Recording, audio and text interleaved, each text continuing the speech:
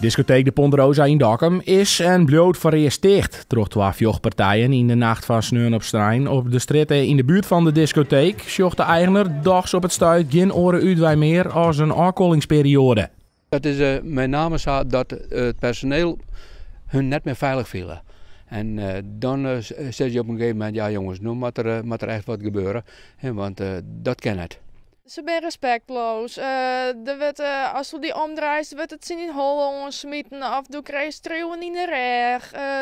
Ze zijn gewoon heel erg vervelend. In de discotheek rekken 2 groepen, maar en waren in discussie en hangemien. Daarop riepen de beveiligers in en waren een aantal jongens de discotheek uitzet.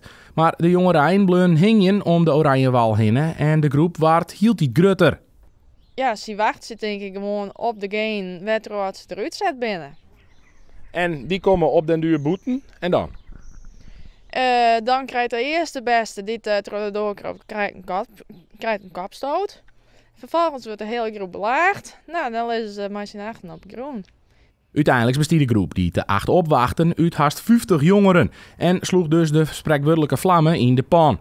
Ook de veiligers op straat is een wichtig onderwerp in dit verhaal, zegt de bedrijfsleider. Nee, dit maakt net zo verder. Helemaal net omdat ik bel je vat dat het escaleert, bel ik al maar de politie. En het wordt gewoon, als ze de horecatelefoon hier is, dan winnen ze er binnen 10 minuten. En nu wordt het 44 minuten.